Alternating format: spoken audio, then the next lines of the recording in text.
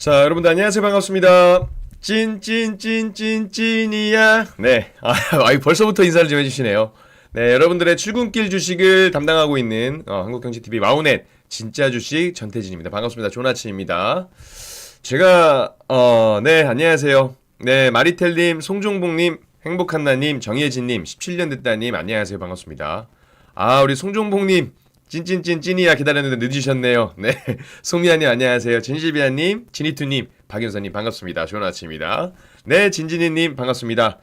오늘은 이제 조금 늦게 시작을 했죠. 늦게 시작을 했지만 조금 빠르게 시작을 한번 해보도록 하겠습니다. 네, 인사만 좀 해드리고 김상리님 안녕하세요. 제가 최근에 미증시를 굉장히 좀 늦게까지 많이 보거든요. 보통 이제 2시까지 보면서 이제 하는데, 최근에는 아무래도 시장의 방향성을 좀 더 주목하고 체크를 해봐야 되기 때문에 좀 많이 늦게까지 잡니다. 오늘도 조금 늦게까지 잠을 자고, 늦게까지 미증시를 보고 잠들었다 보니까, 눈이 좀 분 것 같아요. 제가 눈이 작아서 그런 게 아닙니다. 눈이 좀 분 것 같으니까 이해해 주시고. 라인님 안녕하세요. 반갑습니다. 오늘은 좀 빠르게 시작을 한번 해보도록 하겠습니다. 혹시나 제가 방송 중에 못다한 내용은요, 오늘 또 특별히 방송도 없기 때문에 제가 제 개인 유튜브 채널을 통해서 퇴근길 주식을 통해서 올려드리도록 하겠습니다. 중요한 내용들 많은 참여 부탁드리겠고, 여러분들 좋아요, 구독, 알림 설정 부탁드리겠습니다. 자, 지금도 좋아요 한 번씩 눌러서 시작을 한번 해보도록 하겠습니다. 여러분들 네, 빠르게 한번 출발해 볼게요. 자, 어제도 미증시를 보면서 상당히 좀 많은 생각들을 하게 됐어요. 왜냐면 물론 이제 시장에 대한 부분들은 미증시도 마찬가지로 하방보다는 하락에 대한 무게가 조금 더 실려 있긴 한데, 어제 기술주들 중심으로 좀 약세 흐름들을 보였습니다. 그래서 다우지수, 나스닥지수, S&P 500 지수, 그리고 필라델피아 반도체 지수도 하락 마감을 좀 했었고요. 핀비진맵 보시면 매그니피센트 세븐 종목 중에서 아마존을 제외하고는 나머지 종목들이 좀 더 밀렸습니다. 그쵸? 물론 이제 팔란티어는 강세를 보여준 부분들이 있습니다만, 일단 매그니피센트 세븐 기술주 중심의 그 대장주 엔비디아가 조금 하락을 했다는 부분들이에요. 저는 개인적으로 시장에 대해서 여러분들 긍정적으로 보지만, 이거 하나만 딱 말씀드리고 이야기 좀 들어보도록 할게요. 자, 지금 엔비디아 차트를 잠깐 보겠습니다.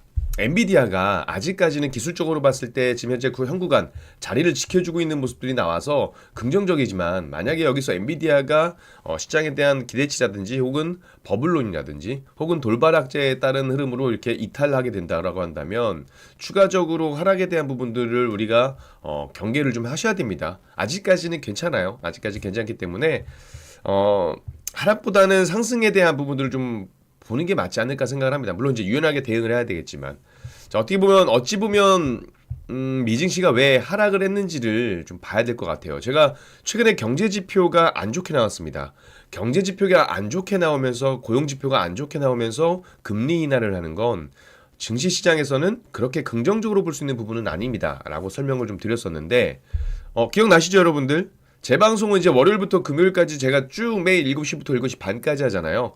제가 보고 있는 시장에 대한 뷰라든지 전망에 대한 이야기들, 이슈에 대한 얘기들은 계속 이어집니다. 계속 이어지니까 여러분들 매일 방송 시청 부탁드리겠고, 혹시나 지금 이야기에 대한 부분들이 이해 안 된다 그러면 제 개인 유튜브 보시면 또 어제 내용들도 같이 보실 수가 있으니까 참고하시면 좋을 것 같아요. 자, 어찌됐건 이 금리 인하에 대한 기대감이 정말 경기 실물 경제에 대한 불확실성이 나오면서 금리 인하가 나오는 건 시장에 좋은 영향이 나올 수가 없습니다. 그렇기 때문에 금리 인하에 대한 기대감이 고용지표 때문인지, 아니면 단순하게 견조한 경제와 견조한 고용지표에도 불구하고 트럼프 대통령의 정책 때문인지, 이런 부분들을 좀 같이 참고를 한번 해보시면 좋지 않을까, 이렇게 말씀드려보도록 할게요. 자, 일단 어제 미국 증시 같은 경우는요, 서비스업 악화에 대한 경계심이 나타났다라고 보시면 좋을 것 같습니다. 그러면서 아까 말씀드린 것처럼 이렇게 3대 지수가 전반적으로 하락 마감했다라고 보시면 좋을 것 같고요. 그러다 보니까 투심이 좀 위축되긴 했어요. 다만 이제 시장이 하락을 보였다가 꼬리를 달고 올라와주고 다시 밀렸습니다. 어느 정도 꼬리를 좀 달아줬다라는 것에 저는 의미를 좀 두고 싶고, 지금 경기 지표에 대한 부분들, 서비스업 구매자 관리 지수가 50.1을 기록을 했는데 6월달 50.8보다 포인트가 하락이 됐어요. 0.7포인트 정도가. 그러니까 50포인트 이상이면은 확장, 50포인트 이하면은 위축인데, 간신히 정말 발만 살짝 걸친 정도가 되긴 했습니다. 그쵸? 서비스업이 왜 중요하냐면 여러분들 미국 경제의 약 70%를 차지하고 있는 거의 뭐 핵심이다라고 보시면 좋을 것 같은데 이 핵심이 만약에 위축 국면에 들어가게 되면 투심이 위축될 수밖에 없다라는 부분입니다. 그러면 주가 상승을 할 수 있는 어떤 동력, 추진력을 하나 잃게 되는 거거든요. 그리고 여기서 추가적으로 와 빌런이죠 빌런 진짜로 트럼프 대통령의 관세에 대한 이야기가 시장에 영향을 줬다 이렇게 좀 보시면 좋을 것 같습니다. 네 라인님 안녕하세요. 유경희님 안녕하세요. 교님 구독 감사합니다. 여러분들 구독, 좋아요, 알림 설정 부탁드리도록 할게요. 비트 부자님도 좋은 아침입니다. 어제 미증시가 좀 하락했다 하더라도요. 우리 긍정적으로 기분 좋게 출발 한번 해보도록 하자고요. 어쨌든 원인을 알고 가면 뭐 그렇게 크게 걱정할 건 없습니다. 일단 첫 번째 고용 쇼크 이후에 서비스업에 대한 지표가 부진하게 나왔다라는 겁니다. 제가 좀 전에 말씀드렸지만 지금 7월 서비스업 그 구매자 관리 지수가 50.1포인트가 나왔습니다. 전월이 이제 58포인트였으니까 0.7포인트 정도 하락했다라고 보시면 좋을 것 같고요. 아까 말씀드린 것처럼 기준선인 50포인트를 넘어서 일단 경기 확장세는 유지가 됐습니다. 유지가 됐는데 시장 전망치는 51.5포인트였어요. 그러니까 시장 예상치보다는 좀 밑도는 모습들을 보여주고 있고 그러다 보니까 뭐겠어요? 수요 둔화라든지 비용 상승으로 인한 서비스업 고용이 위축되고 있다라는 것들을 보여주고 있는 겁니다. 지난번에 고용 지표도 마찬가지로 야 정부에서 발표하는 고용 지표가 신뢰도가 좀 훼손됐다. 정말 이거 미국 실물 경제에 문제가 있는 것이 아닌가라는 우려가 나오면서 미증시가 약세를 보였고 다만 또 아이러니하게도 그러다 보니까 금리 인하 기대감이 나와줬던 부분들도 있는 거거든요. 지금 계속해서 이 경제 지표, 인플레이션 지표라든지 고용 지표를 우리가 계속 체크를 좀 해보셔야 됩니다. 왜냐하면 시장은요. 물론 이 지표들이 절대적으로 주가의 방향성을 잡진 않습니다. 근데 우리가 이걸 왜 봐야 되냐면요. 자, 이런 지표들이 나왔는데 시장은 어떤 쪽으로 반응을 했냐라는 거예요. 자, 부정적인 기사에 긍정적인 부분들을 받느냐 아니면 긍정적인 기사임에도 불구하고 부정적인 것들을 받느냐입니다. 그러니까 시장에서 기대하고 바라보고 있는 그 스탠스, 시장의 뷰가 주가의 방향성을 결정지을 수 있다라고 저는 생각을 하고 있거든요. 그래서 어떤 지표들이 나왔을 때 시장이 이걸 좋게 받아들이느냐 안 좋게 받아들이냐 여기에 따라서 주가의 방향성이 저는 정해질 수 있다라고 생각을 하고 있습니다. 그렇기 때문에 체크해 보세요. 만약 여러분들 이거 스스로 체크하기 힘드신 분들은요. 그냥 매일 아침 7시부터 7시 반까지 저와 함께 하시면 됩니다. 그럼 제가 체크해서 여러분들한테 쉽게 설명을 좀 해드리도록 할게요. 아시겠죠? 아시겠습니까? 그리고 나서 이제 결국 트럼프 관세 불확실성 확대에 대한 이야기, 반도체 의약품 관세에 대한 이야기 이런 것들도 같이 이야기를 좀 드려보도록 하겠습니다. 시간이 없기 때문에 좀 빠르게 넘어가 보도록 할게요. 네, 디지님 안녕하세요. 일단은 주요 이슈를 좀 보도록 하겠습니다. 루시드하고 AMD가 시간의 거래에서 급락을 좀 보였죠. 아무래도 실적 발표 이후에 나왔던 내용들이고 그리고 TSMC 기술 유출 시도 정황에 대한 부분들 이슈도 있었습니다. 그리고 백악관이 첨단 칩의 이제 위치 지적 기능을 장착 추진 중이다. 이런 이야기들도 나왔고요. 그리고 테슬라 관련된 이야기도 좀 보셔야겠죠. 우리 아무래도 엔비디아, 뭐 AMD, 팔란티어 이런 소프트웨어라든지 반도체 관련된 종목들은 시가총액 상위 종목인 삼성전자와 SK하이닉스 때문에 보는 거고 테슬라는 왜 보는 거예요, 여러분들? 코스닥이죠. 에코프로비엠, 에코프로, 그러니까 2차전지 관련된 종목들 그리고 제약바이오도 뭐 분명히 좀 보긴 해야겠습니다만 어찌됐건 이런 것 때문에 지금 시간이 많지 않기 때문에 좀 짧게 말씀드리고요. 좀 디테일한 내용들은 제가 제 개인 유튜브에 따로 한번 올려드리도록 하겠습니다. 자, 일단 AMD 실적 발표를 먼저 말씀드리도록 할게요. 일단 아까 루시드도 말씀드렸는데 루시드도 주가가 실적 발표 후에 급락을 좀 했습니다. 루시드가 최근 9분기 중에서 5번이나 실적 예측을 시장 예상치를 좀 하회한 적이 있는데 최근 몇 가지 호재를 발표했음에도 불구하고 어쨌든 시장 예상치에 대한 하회에 대한 부분들 이런 것들 때문에 주가가 7월 뭐 호재에 따라서 상방을 좀 보이긴 했습니다만 어찌됐건 실적 발표 이후에 주가가 좀 밀렸다라는 부분들 중요한 건 AMD겠죠. AMD가 장마감 직후 실적 발표를 했습니다. 그래서 2분기 매출이 76억 9천만 달러. 그리고 시장 예상치는 근데 74억 2천만 달러였어요. 그러니까 매출은 시장 예상치보다 상회했다라고 보시면 좋을 것 같습니다. 다만 주당 순이익이 좀 문제였는데 주당 순이익이 EPS 같은 경우는 0.48달러를 기록했다라고 발표를 했고요. 시장 예상치는 0.49달러예요. 예상치를 하회했죠. 근데 보세요. 매출이 오르고 주당 순이익이 조금 차이가 나고 하회를 했지만 AMD는 시간 외에서 4%까지도 급락하는 모습들을 보여줬습니다. 왜 그럴까요? 그러니까는 긍정적인 부분들보다는 부정적인 것에 좀 더 무게를 뒀다는 이야기예요. 어찌됐건 EPS가 밀렸던 부분들 뭐 이런 것들을 보게 되면 지난 분기에 대중 수출 제한으로 이제 영업이익이 떨어졌다라고 볼 수가 있는 거고요. 물론 이제 AMD 측에서는 대중 수출 제한으로 약 8억 달러의 비용이 발생했다라고 이야기를 했습니다. 근데 전망은 좋았어요. 전망은 좋았지만 결국 그 대중 수출에 대한 부분들 그리고 혹은 관세에 대한 부분들이 이제 슬슬 반영이 되기 시작하는 거 아닌가 이런 우려들이 나와서 AMD가 시간의 실적에서는 실적 발표 이후에 시간의 거래에서는 조금 약세 흐름을 보여주고 있다라고 보시면 좋을 것 같습니다. 팔란티어 같은 경우는 굉장히 좋았는데 그쵸? 이런 것들을 보게 되면 미증시도 국내 증시만큼 상당히 변동성이 크고 그러다 보니까 제가 최근에 미증시를 정말 더 늦게까지 봐요. 그냥 뭐 12시 1시 정도 보고 자고 아침에 결과물을 보는 것보다 새벽 좀 늦게까지 좀 제가 잠을 포기하더라도 흐름이 지금 박스권에서 움직임이 좀 보여졌는지 아니면 급락 위에 올라갔는지 혹은 상승에 밀렸는지를 같이 보면서 국내 증시의 그 방향성을 좀 해석해 보니까 오히려 늦게까지 확실히 보는 게 조금 더 정확성이 더 높아지는 것 같아요. 제가 잠을 포기하고 여러분들께 더 좋은 이야기 좀 드리도록 하겠습니다. 참고로 하나만 더 말씀드리면 네 혜리님, 디지님 안녕하세요.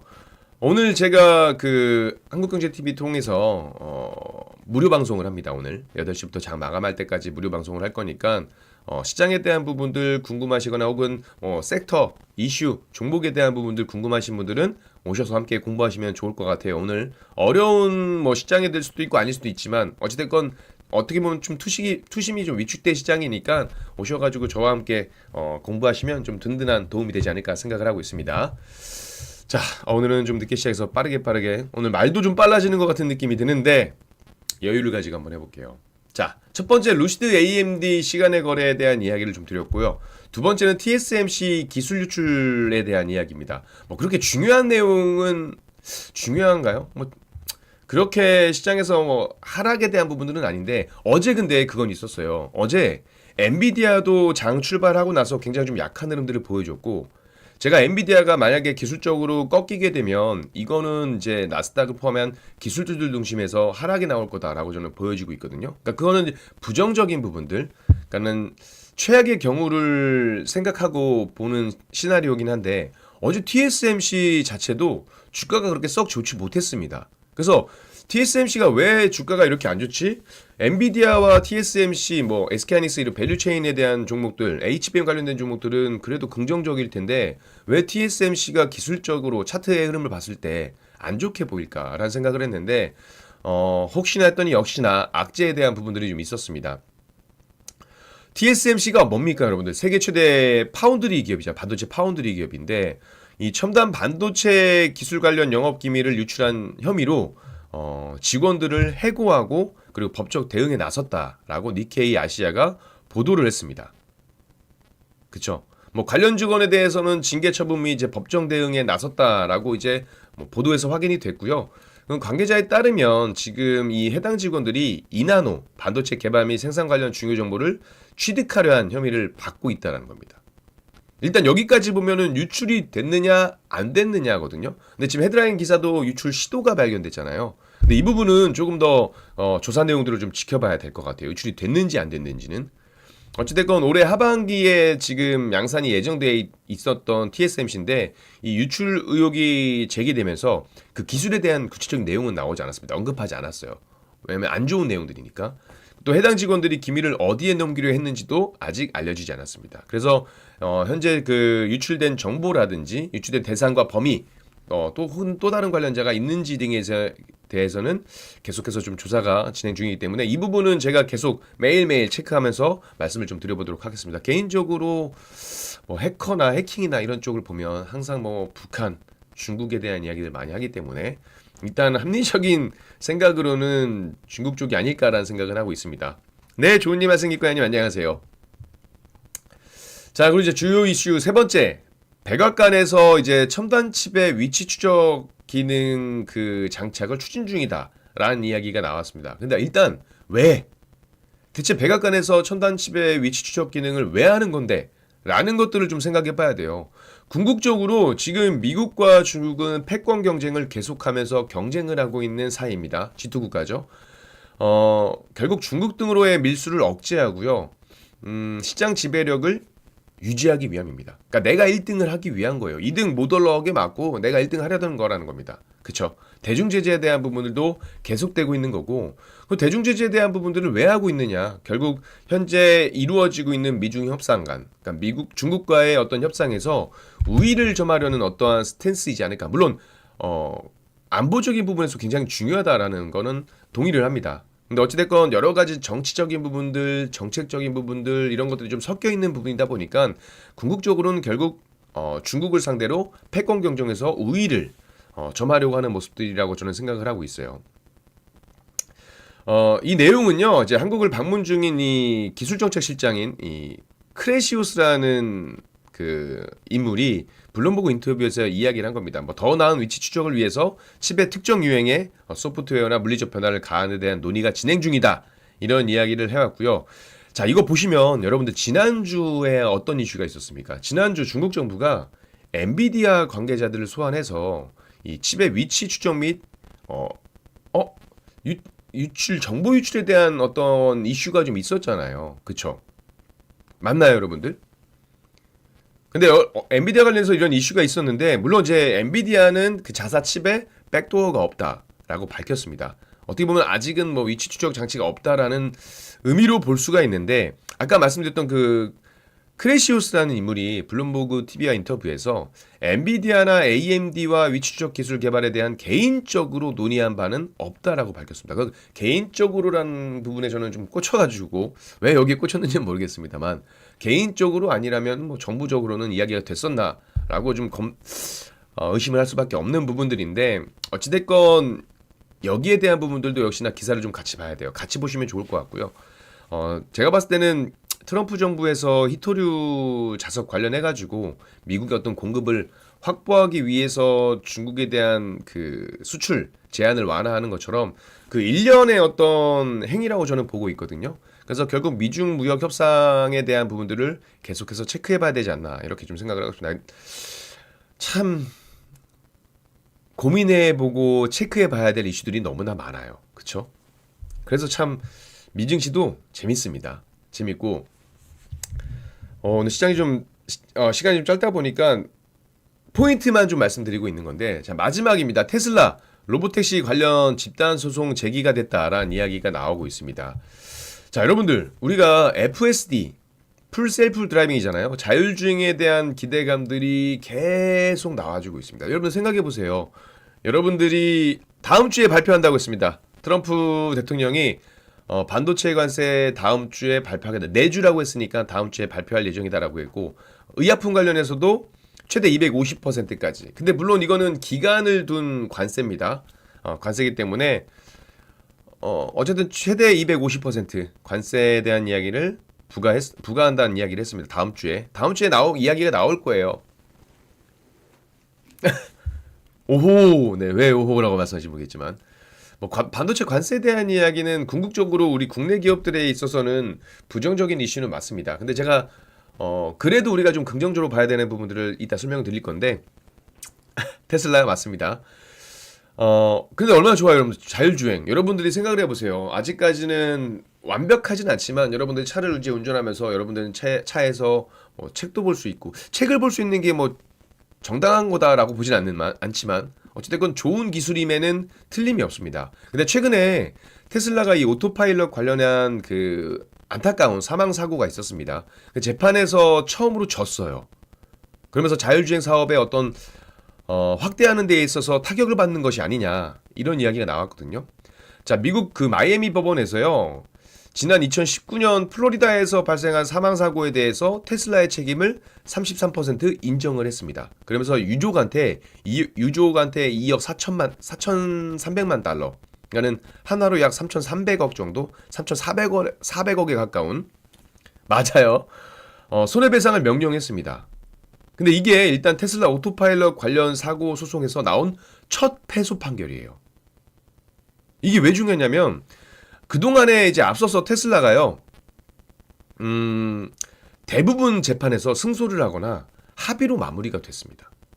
근데 이번 판결로 패소를 했기 때문에 물론 이제 추후적 봐야겠지만 아마 관련된 유사한 소송에서 이 보통 우리가 판례라고 하잖아요. 판례. 유사 소송의 어떤 판결에 영향을 줄 수 있다는 전망이 나오고 있거든요.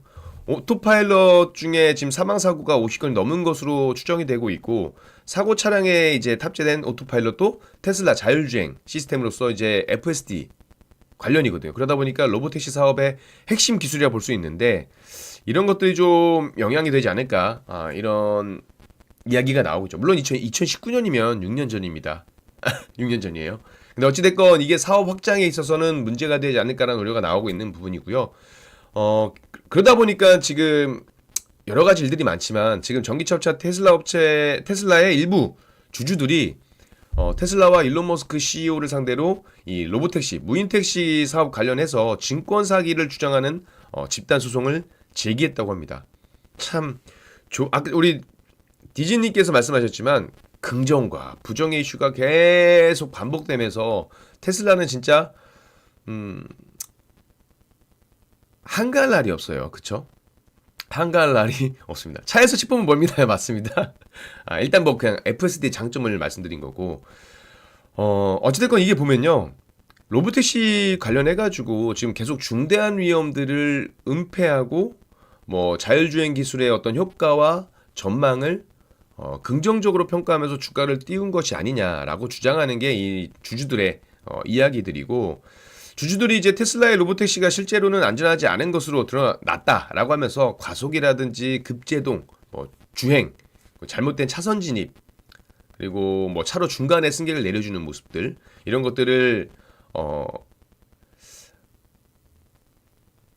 증거로 제시하면서 어찌됐건은 주주들에게 손해를 하라고 요구를 했습니다. FSD가 물론 이제 주주들 입장에서는 완벽함을 추구할 수밖에 없는 기술이기 때문에 이런 내용들이 나오겠지만 혹시나 이런 부분들이 나온다고 한다면 저는 개인적으로는 최근에 미국 주식을 보게 되면 2차 전지라든지 배터리 관련된 종목들이 상당히 강세를 보였던 부분들이 있거든요. 저는 개인적으로 시장에 대한 부분들을 상방으로 본다면 매수계를 보고 있습니다. 자, 어찌됐건 제가 여기서 포인트만 말씀드리면 그럼에도 불구하고 미증시를 저는 긍정적으로 보고 있습니다.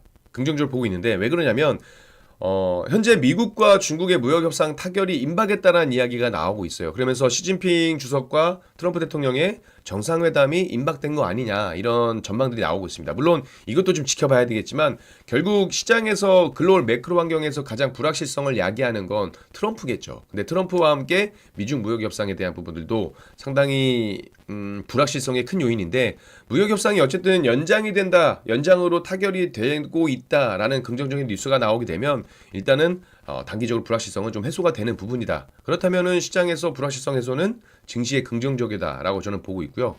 관세에 대한 불확실성은 여전히 남아 있습니다. 그렇죠? 그렇지만 이거는 새로운 뉴스는 아니에요. 기존에 나와 있던 내용들이고 이 관세에 대한 그 금리 인상폭이, 관세 인상폭이 중요한 거긴 한데 하지만 특별히 새로운 뉴스는 아니기 때문에 뭐 단기 변동성 이후에는 다시 한번 제자리를 찾아가지 않을까 생각을 하고 있습니다. 그러니까는 조정에 대한 부분들은 저는 건강한 조정이라고 보고 있어요. 그리고 연준 의장 후보에 대한 언급들도 했는데 결국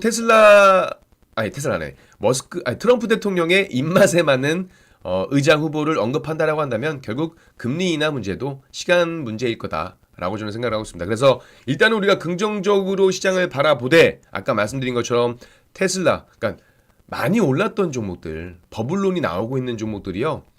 실질적으로 얘네가 추세가 꺾이고 매물들이 나오게 되면 기술적으로 하락에 대한 부분들을 염두에 두셔야 됩니다. 그러니까 우리가 긍정적으로 본다 하더라도요, 언제든지 유연하게 대응할 수 있다. 그런 생각은 꼭 하시고 보시면 좋을 것 같고, 오늘은 시간이 좀 짧아가지고 제가 뭔가 좀